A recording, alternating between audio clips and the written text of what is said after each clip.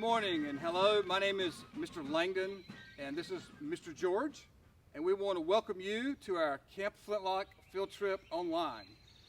Most of you had a field trip scheduled with us this year, but because of the coronavirus it was canceled, as you already know, and we missed being able to come to your school, but we wanted to do a presentation for you so you could get a taste of what it would have been like to be at our Camp Flintlock field trip. We are going to start out by playing a famous song from the Revolutionary War entitled "Welcome Here Again."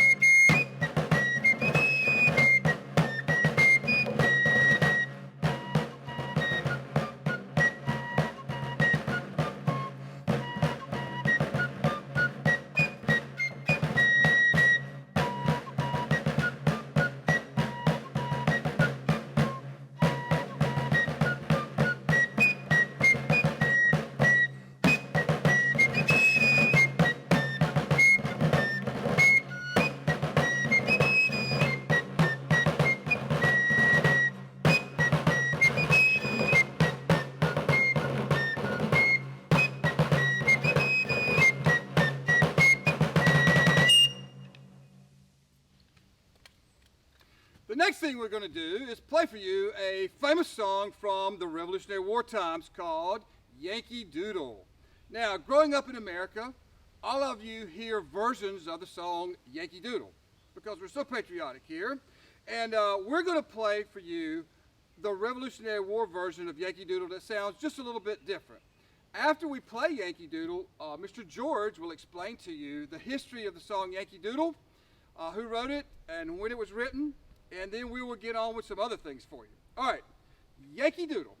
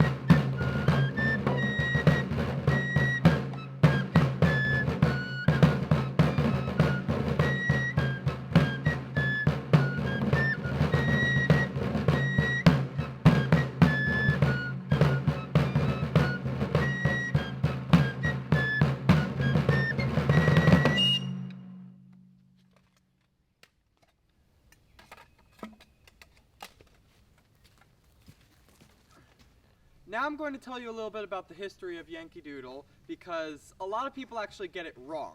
You see, Yankee Doodle, although it was played in the Revolutionary War, was not written in the Revolutionary War. It was actually written during one of the wars that came before it, called the French and Indian War. And it was written by a British surgeon, like a doctor, but for the army. And the song Yankee Doodle was actually written to make fun of Americans.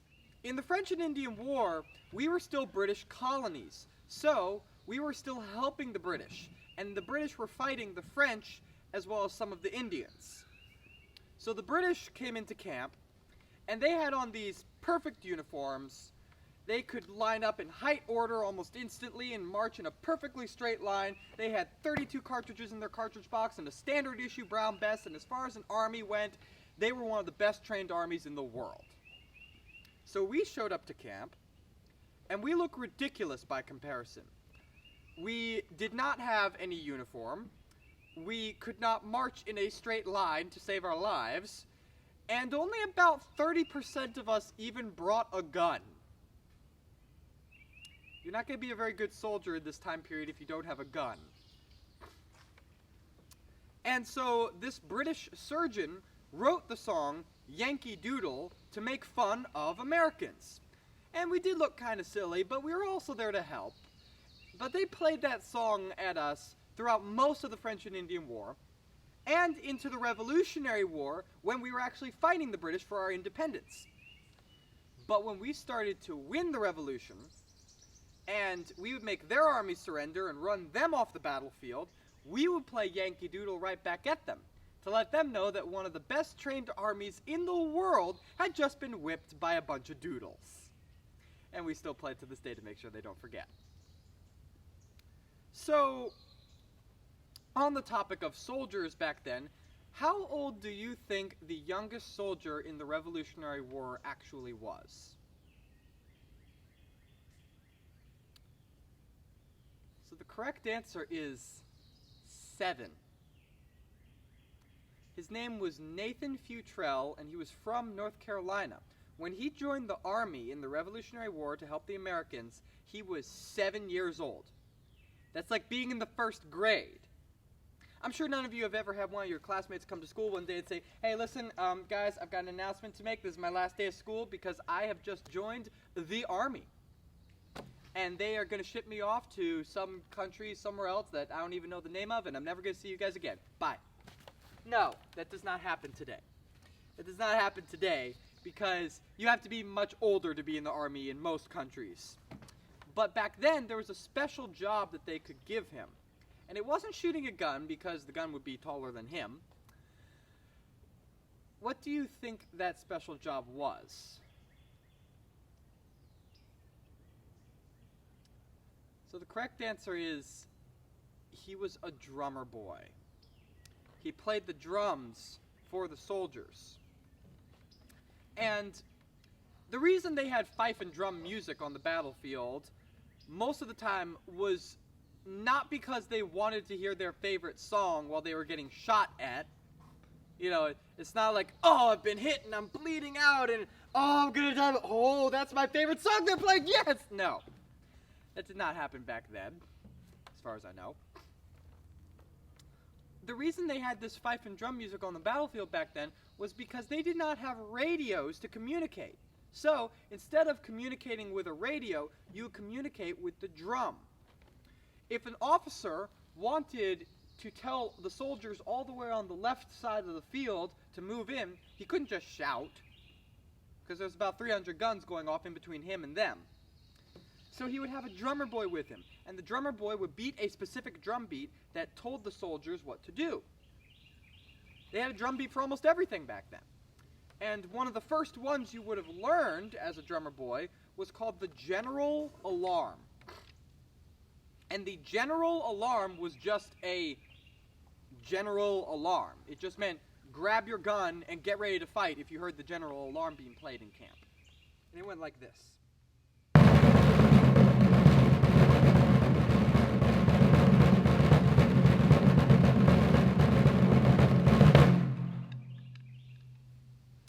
Another drum beat that you would learn would have been called the preparative. And I'll say that again because it's kind of a hard word. It's called the preparative. And the preparative meant to load your gun. So if you heard the preparative and you were all lined up, you would start loading your gun as fast as you could. And that went like this.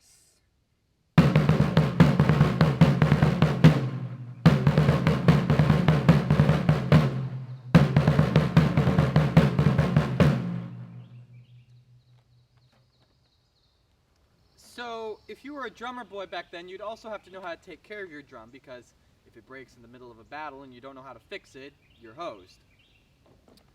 So,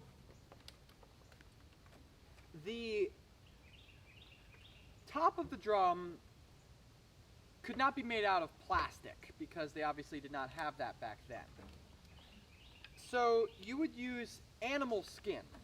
And this drum has calf skin on the head. The right size, there's the right thickness to beat on. Most of the other parts are pretty self-explanatory. You've got wood, some metal bits, leather straps, hemp rope to tighten it with. Now the bottom drum skin is not calf skin. This one is actually goat skin. The reason is because you actually need something a little thinner than calf skin on the bottom, because you're not supposed to beat on this side, but you still need a skin head on it to give it the correct sound. Now these wiry looking things right here are the drum snares. Those are what make this drum a snare drum. And when you beat on the top of the drum, the snares on the bottom vibrate and give it that distinct sound that a bass drum doesn't have. Like that. And the drum snares back then were made out of cat guts. But for those of you who like cats, you'll probably be pleased to know that some time ago they stopped using cat guts, and now they use sheep guts instead. But now you know why cats are so quick. Because drummer boys were always chasing them.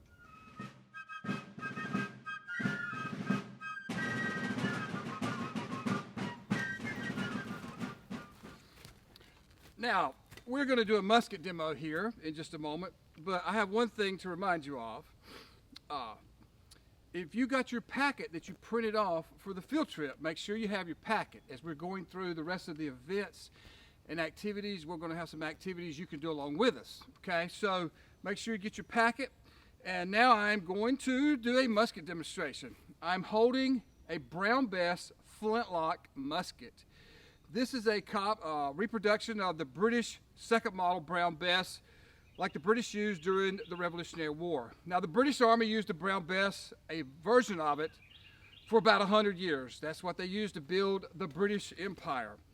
During the Revolutionary War, Americans used the same musket because we were British colonies. We also made copies of this one, as well as some other weapons we got from the French, Dutch, and others. Now, a musket is not a rifle. Here's the difference. On the inside of the barrel on a musket, the barrel is smooth, like a modern day shotgun. And this Brown Bess is actually the same size as a 12 gauge shotgun. So the inside of the barrel is smooth, and when it fires the ball out, it just comes straight out, and it wobbles as it goes down range. It's only accurate to about 100 yards. Now, famous people like Daniel Morgan and Daniel Boone during the Revolutionary War carried rifles instead of muskets. Now, the difference in a rifle and a musket is this. A rifle inside the barrel has a set of grooves cut like a screw to spin the ball. This way, the ball comes out the barrel spinning, and it shoots twice as far. So this musket's only accurate about 100 yards. The rifles during the Revolutionary War were accurate to 200 yards and further out. And they scared a lot of British because they knew we had rifles. In fact, they made some of their own rifles and brought them over for the Revolutionary War because they knew we had a lot of riflemen. But the Army did not use rifles, even though they shot further, for the main body of the Army.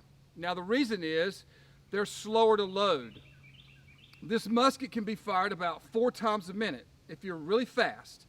If you had a rifle, you would only be able to get off 1 shot per minute.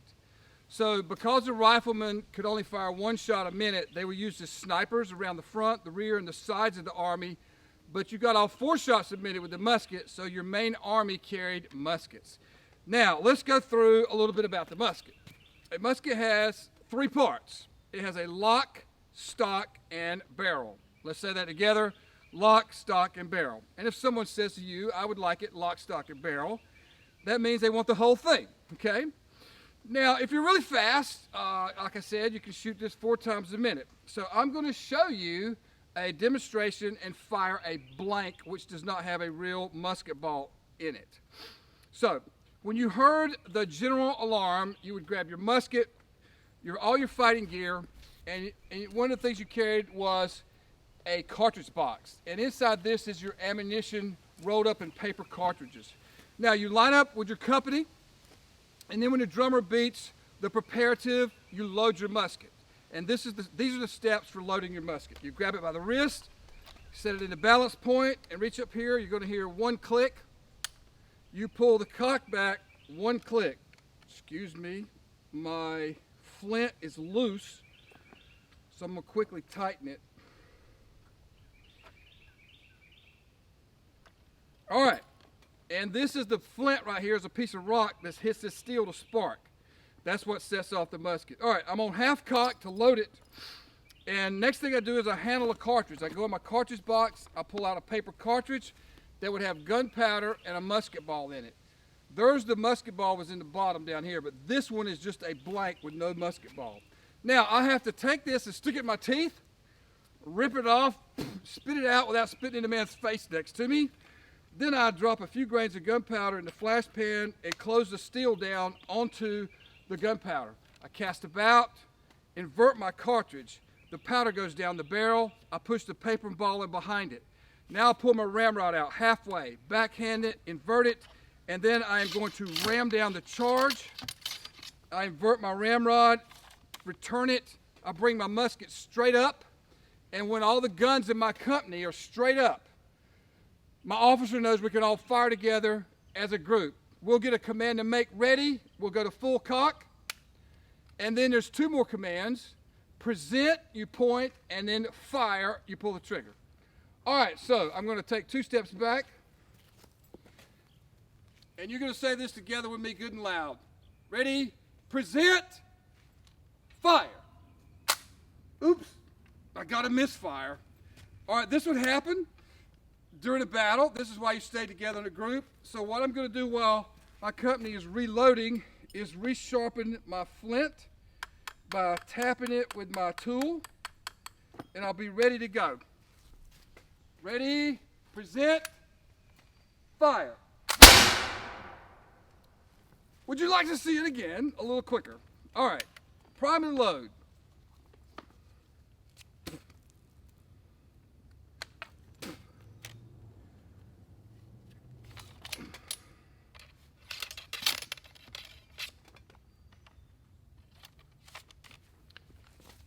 Make ready, present, fire.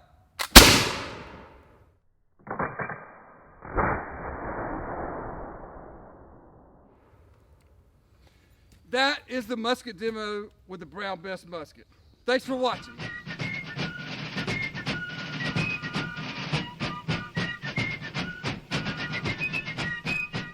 Hey everybody, my name's Anthony. This is George. You've already met George before. And George and I, we've been working all day. We're tired and we just want to relax. So today we are going to play some board games. We're going to play 3 board games today. And the first one is called Nine Men's Morris. Now you should have received a copy of the game board in your packet.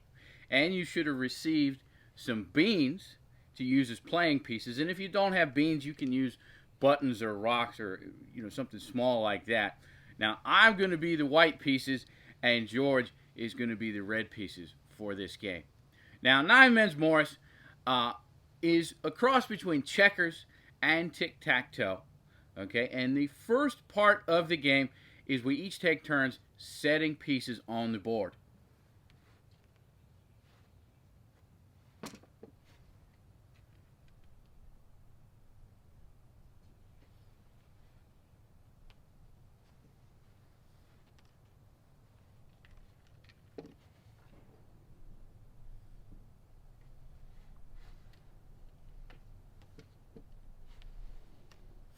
Now, George has gotten 3 in a row, similar to tic-tac-toe. And because he's gotten 3 in a row, one of my pieces is removed. Now, I will take my next turn.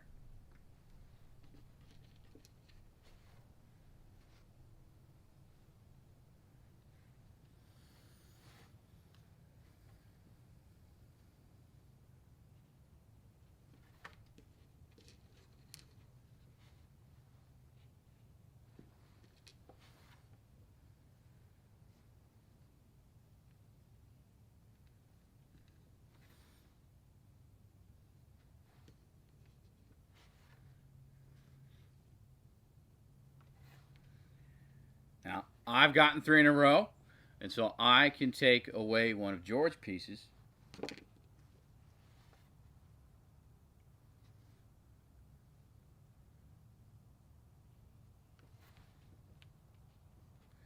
Now, we've come to the point where all the pieces are on the board, and now it turns into a game of checkers. Now, we're going to move our pieces one at a time, and when you move your pieces, they move 1 space on the track. And still, the object is to get 3 in a row.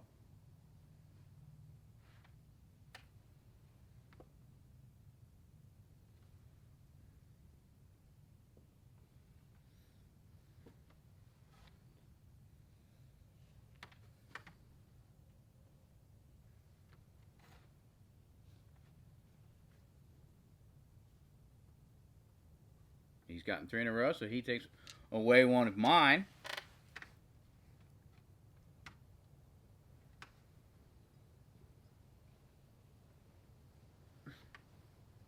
I've gotten 3 in a row. I now will remove one of his pieces.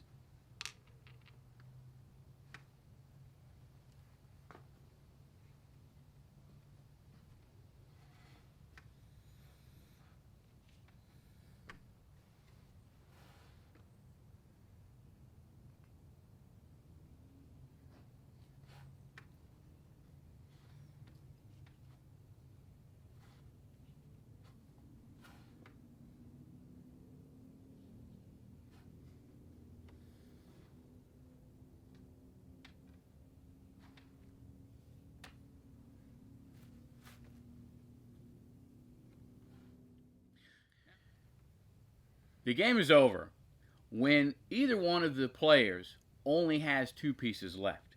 When you only have 2 pieces left, then you can't make 3 in a row. That being the object of the game, 3 in a row. And with only 2 pieces, that can't happen. We're now going to move on to some other games. And the other game is on the other side of the packet. So just give us a minute and we will get set up for the next game. The next game we're going to play is called Fox and Geese, and it also has an element of checkers and tic-tac-toe. Now, George is going to play the role of the geese, and you have an entire flock of geese with 12 pieces. And I am the fox, and the fox only has 1 piece. Now, the object of the game for the fox is to jump over the geese, like in checkers. And once there's only 4 geese left, the fox has won. Now George, he's trying to get the fox into a corner with his geese. If the geese corner the fox can't move, and the game is over, and he would win. He made his first move, and I will jump over, and you're staying on the tracks as indicated by the game board.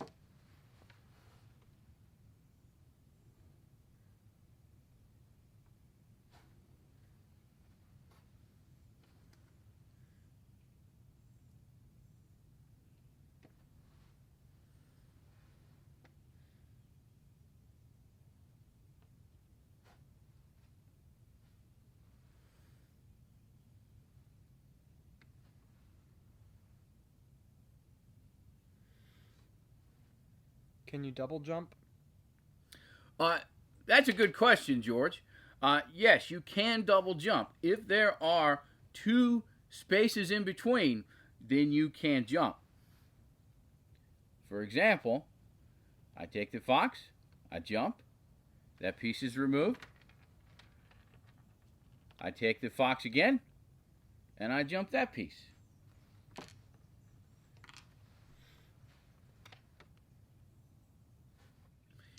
Now, George and I, we've come to a stalemate. He and I, we've played this game so often that we just can't beat one another. So we might have to try again on another day. Now, for Nine Men's Morris and for Fox and Geese and the next game, the instructions are written on the paper. So if you need to refresh yourself on what the rules are, it's right there on the paper. Now just give us a moment and we will set up for the next game. The next game that we're playing is only for one player, so George is going to play. It is called Solitaire, but it's not played with a deck of cards. What we have is a triangle, and the triangle has 15 spaces. George, however, has only 14 pieces, leaving one space open.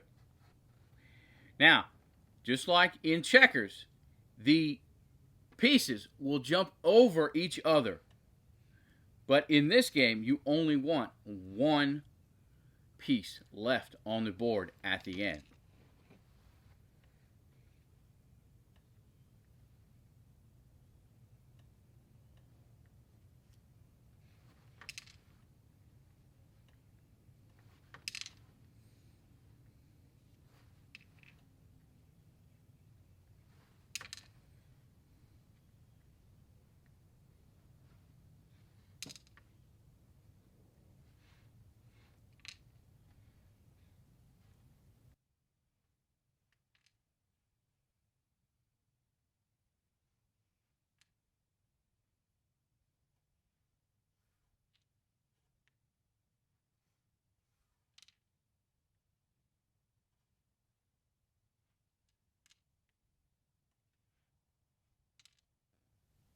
Would you look at that?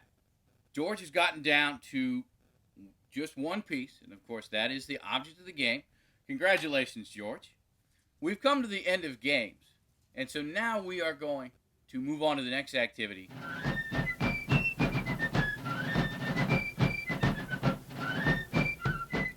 Our next activity is really fun. It's going to be fan making.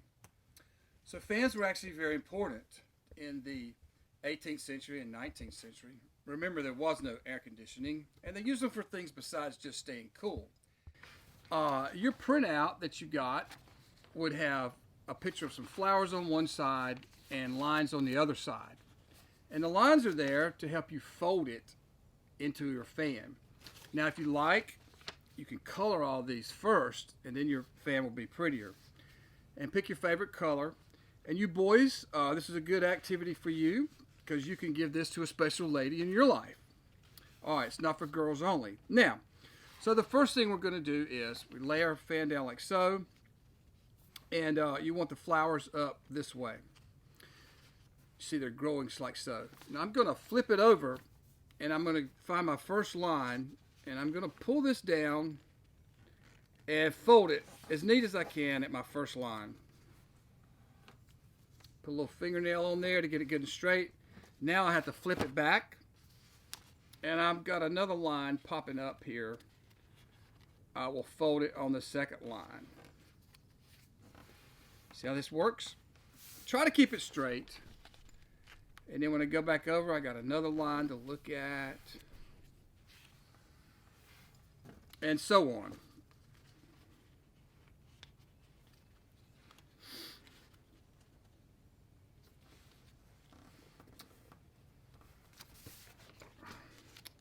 In just a couple of minutes, make your folds. You could take your time, and if you want to do it later, but I'm going to finish this one and show you how to finish it off.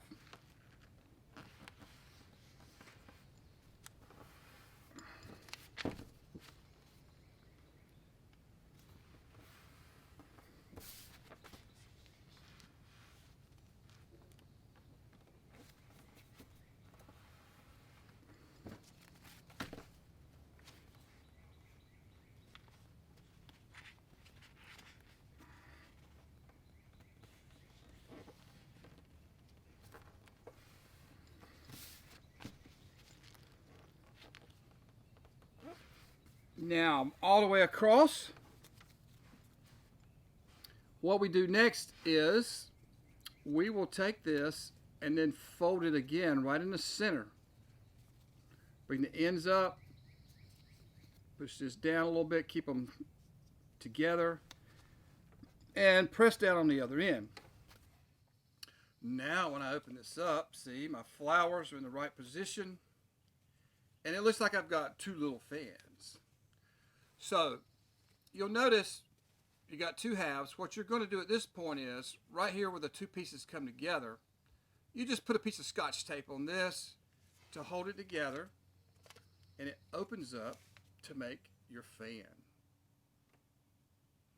Next, we will go to our dress-up station and store, and I'll show you some of the fans like we sell in our store, and a few things girls used to do with fans a long time ago.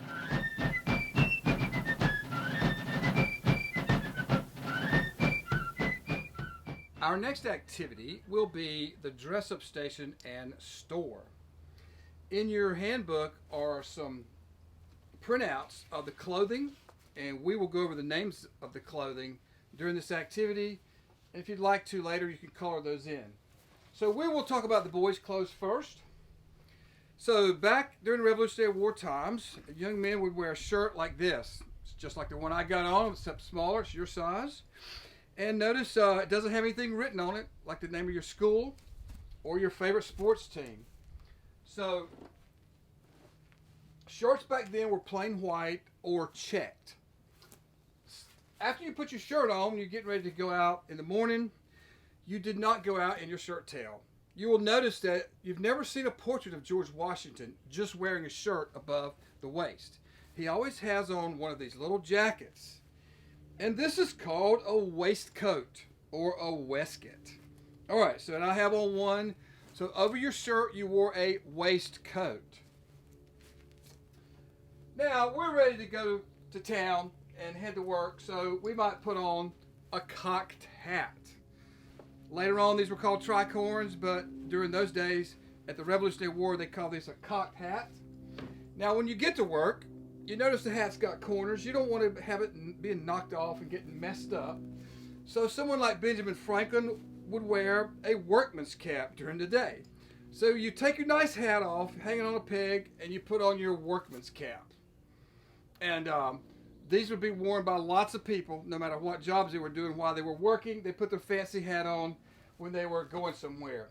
Now, let's pretend that Daniel Boone came through town, or Daniel Morgan, and they said, look, we're looking for some kids to go with us for about a month on a hunting trip. And your mom and dad say, go off, just make sure you're home in a month. Well, while you're in the woods, you don't want a big old hat like this getting knocked off on branches. So what you do is you shoot some critter, like a raccoon, and you make a hat out of him.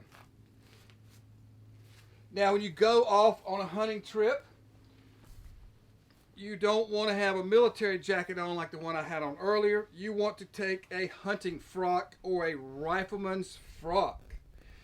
Now, this is a jacket just like Daniel Morgan and Daniel Boone would have worn. Notice it does not have a zipper. They're fun to wear. They're nice and loose. It got fringe on it, Indian style. But since it doesn't have a zipper, which has not been invented yet, when you put this on, you would tie it off with a hand-woven sash around the waist or maybe a leather belt. Okay? So you tied your rifleman's frock off with a sash or a belt. George had on one earlier. You saw him when he was playing the drum. Now, they did not have plastic bottles, so you carried your water in a canteen made out of wood. Sometimes they were tin or a gourd. You need something to carry your extra belongings in. Back then, people went light and they carried a haversack. So whatever you have goes in your sack, and you call it a haversack. Let's go over the ladies' clothes next. So, a long time ago, nobody had pajamas.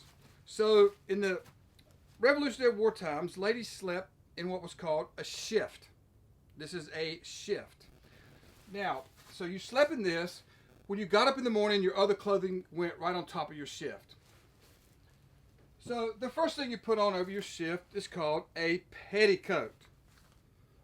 Petticoat. You step into this or drop it over your head, pull up the drawstring and tie it at the waist. Now, after you have your petticoat on, the next thing you're going to do is put on your short gown. Okay? Now, this is one we used at our summer camp. And notice it does have little ties on the front.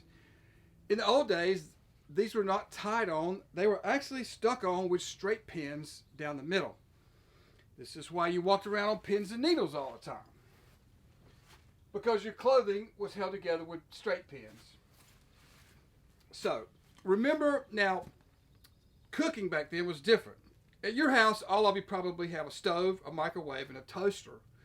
No one had those a long time ago. You helped your mother cook around the fireplace.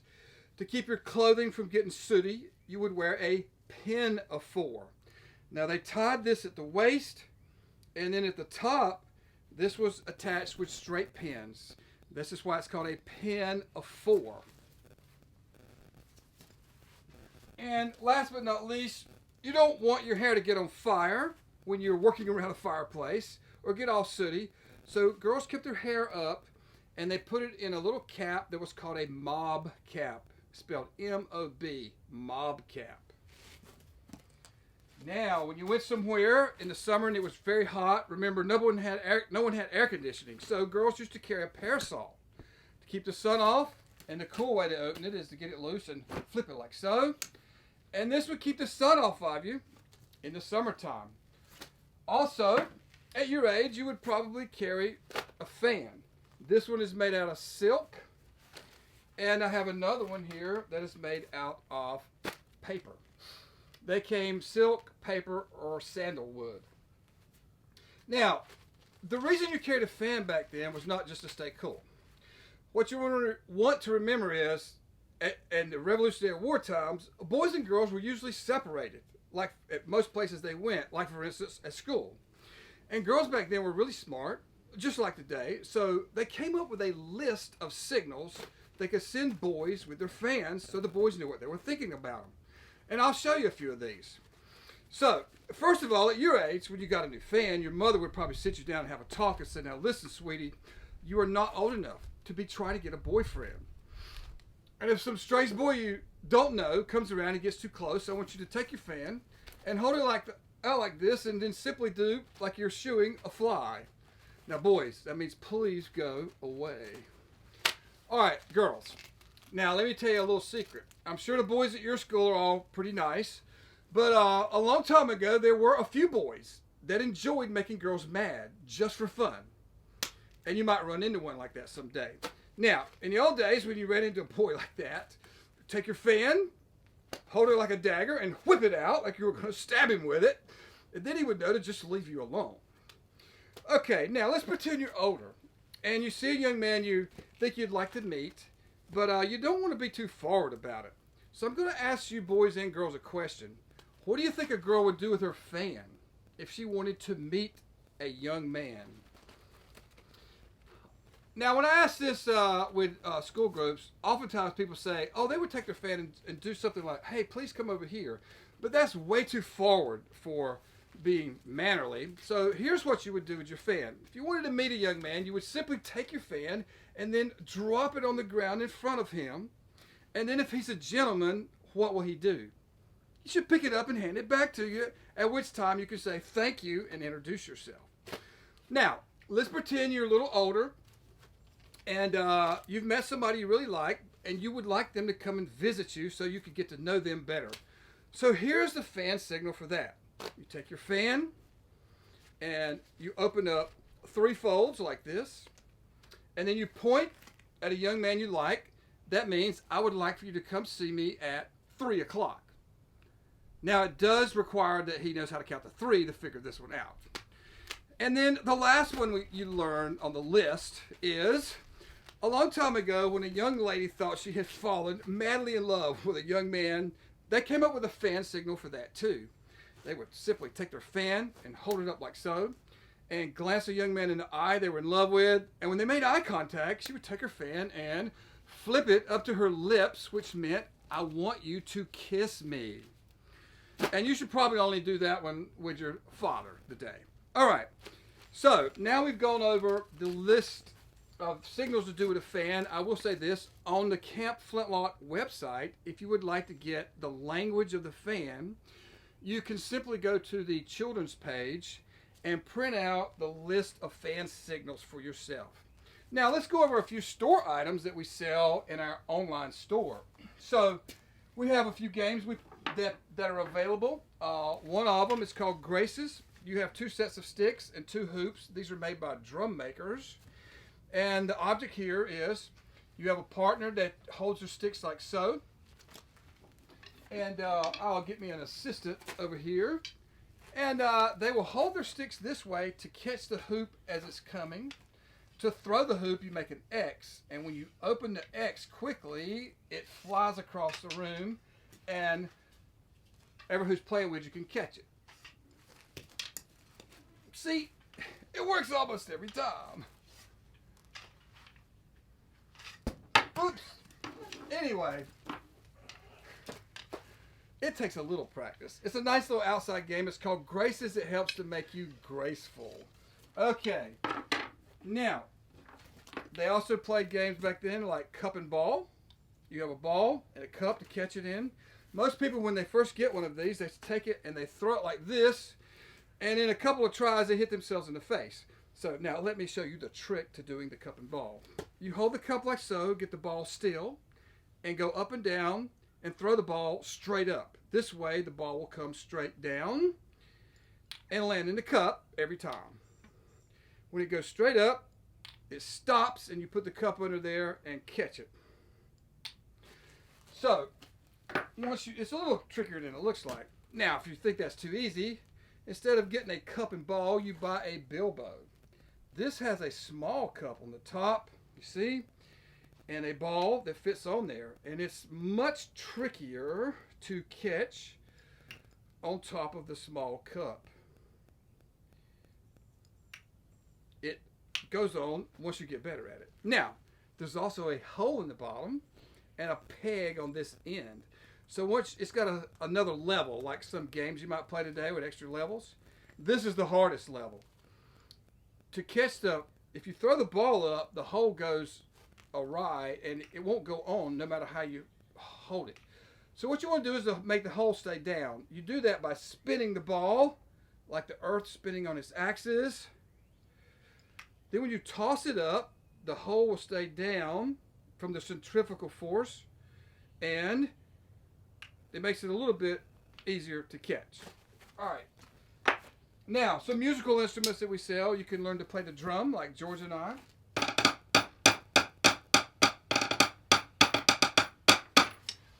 And you saw me earlier playing a fife. We have different wind instruments. This is a bamboo flute.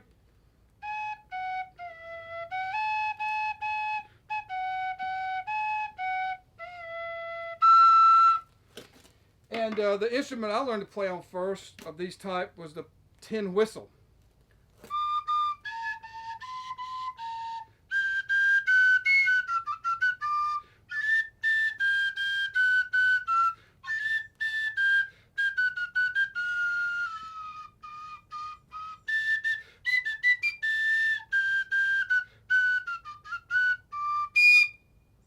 Let me try that one more time.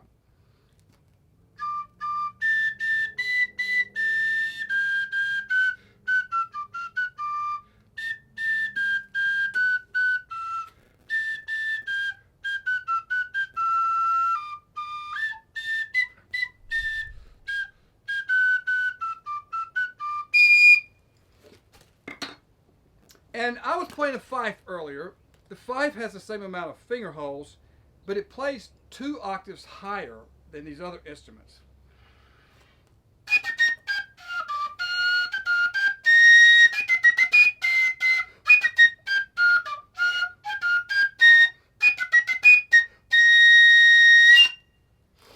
So, those are some musical instruments we sell in our online store. Also, we have copies of the Declaration of Independence and John Hancock's signature in the middle, you'll notice. And we also sell quills and ink so that you can practice writing with a quill pen just like our forefathers did. And there's instructions on the children's page on how to sharpen these. You dip it in the ink and write with it. And you can try your hand at doing quill and ink. We also have a quill pen that has got a metal tip that's a little bit easier to write with than the feather ones. Now, we have some dollar store things for sale. We have Indian style arrowheads, buffalo tooth, and this has a hole drilled in it so you can hang it on a necklace. Copies of money from the Revolutionary War time.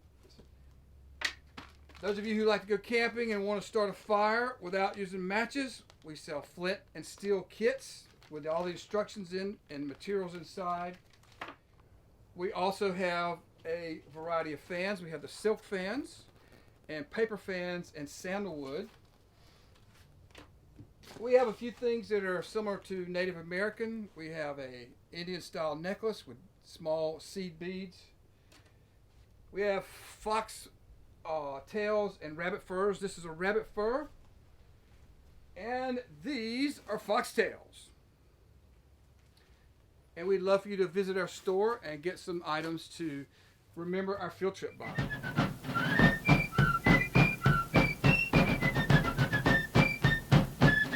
Now, we are going to do a cooking demonstration on a campfire. We have a kettle, like was used a long time ago with little feet on it. And we have cooked a pound of sausage. Now, if you downloaded a recipe on how to make our spotted dog, what you do is you cook the sausage first. Then I'll add the eggs to that. Then I'm going to cook some hoe cake on this brazier. It's got charcoal in it, and I'm heating up my skillet to cook the hoe cakes on. So, next thing I have to do, I got my sausage done. I'm going to add the eggs to the pot. Make sure you cook the sausage first. If you put the sausage and the eggs in together, the sausage won't get done as quick as the eggs. So you cook the sausage first, then you add the eggs. And this is a great little kettle because it's got little feet on it. You can use it around a fireplace or camping. Once you get the eggs in there, you want to beat the eggs and mix them up. And then your sausage is going to mix up with that. If you're using a heavy pot like this, you will need to take the spotted dog off about a minute before it's completely done, because it will keep cooking in the pot once you take it off. Now, Mr. Anthony is going to stir this, and while he does, I'm going to cook the hoe cake right here. So I'll warm up my griddle. If you're doing this at home, you want your stove eye to be on medium heat. And then you add a good amount of butter. And if the butter's burning when it goes on there, it's too hot. That looks like it's just right. And once I've done this, I'm going to put my hoe cake on there. So I have a hoe cake already made out. 1 cup of flour, a tablespoonful of shortening, and add buttermilk or milk. Now they're called hoe cake for a reason. I'll tell you in a minute. Now you want to press this out, get it on there, and then spread it out as thin as you can without touching the skillet or your frying pan. Oopsie. And now we're cooking.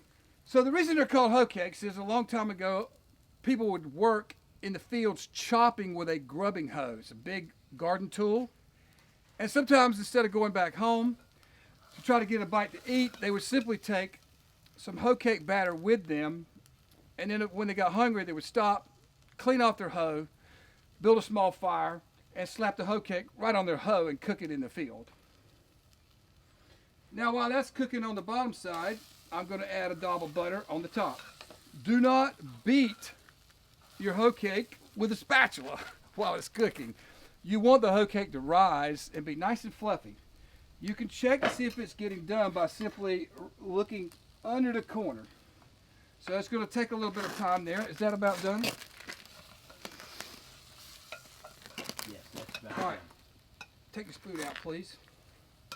Now, I'm going to take our spotted dog off the fire. You get maybe a look at that. You can see what it looks like in there. And we'll stir it gently every minute or so because it's going to keep cooking in this big pan. You'll notice we have some other pots here. We have a kettle to heat water. You had to heat your own water for washing dishes. So when you start cooking, you start heating water. And we have a small copper kettle for making water for tea or coffee. Okay, now my hoe cake, I checked it by peeking under the edge. It's brown, golden brown. Got my dab of butter on the top. To flip it, get my spatula underneath, move it to the side. Don't flip it, you'll throw it in the floor. You have to move it off and come back like so. Let it sit for a second, move it back in the middle, and some people say you could never put too much butter, so I will add a little more butter. It's cooking. And voila, this is what they should look like. Now, we're going to go ahead and take a plate and see how this samples out.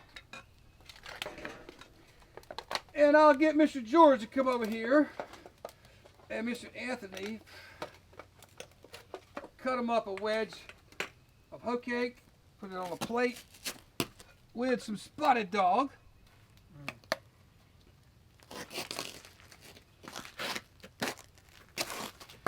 And y'all can grab a wooden spoon over there. This is our fare for today. Always hits the spot. Oh yeah, that's good. So, one more time on how to flip. We used a spatula like I showed you earlier. The cool way to flip it though is by just tossing it. If you want to try to flip it that way, there's a trick to it. Get your hoe cake all the way to the edge. Get a nice pot holder. And then you flip the edge up like this and voila, the bottom is done. And I might add a little bit of butter to the bottom. You want to see it again? You flip it to the edge. Catch it right on there.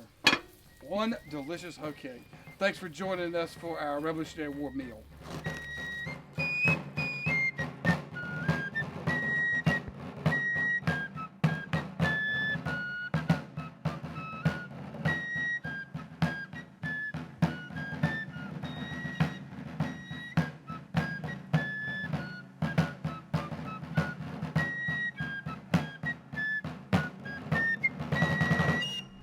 Now, thank you for joining us today for the Camp Flintlock presentation. We are going to do a review, and then we will fire our cannon and end with a bang. So, first thing we want to do, you can get your handbook out. We'll go through the different pages in that. All right, you'll turn to one page where it says, who wrote the song Yankee Doodle? Remember, Yankee Doodle was written by a British surgeon. A British surgeon. And then which war was going on? The French and Indian War was taking place during the time when Yankee Doodle was written, it's believed. Now, the youngest soldier in the Revolutionary War, his name is Nathan Futrell. There's a monument on his grave put there by the Daughters of the American Revolution. They believe him to be the youngest documented soldier. He was only 7 years old when he joined the Army. Now, what could a 7-year-old do in the Army back then? You might ask, and we already told you, he was a drummer boy. Now, let's go over some of the parts of the drum. The top of the drum was made from a farm animal. It was made from a calf skin. The bottom of the drum was also a farm animal made from a goat skin. And the snares were made out of animal intestines. Now, let's talk about some drum beats you would have learned if you joined the Army at your age back at the Revolutionary War times. The first drum beat you learned how to play was called the general alarm. All right, the general alarm. And then the one for load your musket was called the preparative. This leads us to our musket demonstration. And the Brown Bess Flintlock musket has 3 parts. It has a lock, a stock, and a barrel. Now, for the fan making, you might want to write down a couple of fan signals that you learned, such as, please go away, meet me at 3 o'clock, and when you fall in love, you know what to do with your fan. You flip it up to your lips if you want a young man to kiss you. Now, the clothing that people wore. The girls back then wore a shift to sleep in. Over their shift, they put on a petticoat, which is like a skirt. Their jacket was called a short gown. To keep this clean, as you worked around the fireplace, you wore a pinafore. And to keep your hair clean, you wore a mob cap. Also, you would carry a parasol when it was sunny, and you carried your fan everywhere. Now, boys' clothing. The men back then wore a cocked hat. They wore a plain shirt that was white or checked. Over their shirt, they always wore a waistcoat to be properly dressed. When you went on an excursion to go hunting and trapping for weeks at a time, you would not wear a military jacket like this. You would wear a rifleman's frock, or maybe call it a hunting frock. Also, you had to have a bag to carry things. You carried your items in a haversack and tied all that together with a belt. Now, let's talk about a few games you learned. We showed you cup and ball, bilbo, graces, and these are all available at our online store. You also should have a copy of Nine Men's Morris, as well as Fox and Geese and a solitaire. Okay? Now, that goes over our review with our book. Make sure if you'd like to, you can take time to color it and decorate it so it's personalized for you. The next thing we're going to do is fire our cannon and end with a bang. Our final demonstration, we will fire a 3-pound cannon. When Cornwallis came through North Carolina and Virginia, he was carrying 3-pound cannons with him, and this is about the same size. His were made out of brass. This one is an iron cannon, which is heavier to carry. The carriage that it's on is one like you would have at a fort or on a ship. If you were traveling cross country, you put bigger wheels to haul it behind horses. Now, these cannons will shoot a mile with enough gunpowder. They fired 3 kinds of ammunition. They fired a round ball. If you were a long ways off, they would shoot the ball and make it hit in front of you and skip. This way it would hit troops coming towards them. When you got close enough to shoot at the artillery group, they stopped firing at you with round shot and used canister shot or grape shot. Canister shot was made by taking a tin can that would go down the tube and fill it full of musket balls or nails or rocks or glass or whatever, and it flew out like a giant shotgun. Grape shot looked like a cloth bag full of grapes, but instead of being full of grapes, it was actually full of musket balls. All right, so to touch this off, I've already loaded it. I have a slow match. You light this with a flint and steel kit, and you have a piece of rope that's been soaked in potassium nitrate. I've gotten the command to fire, and I'm the last man on the crew to do anything, and I'm going to reach over and touch this off.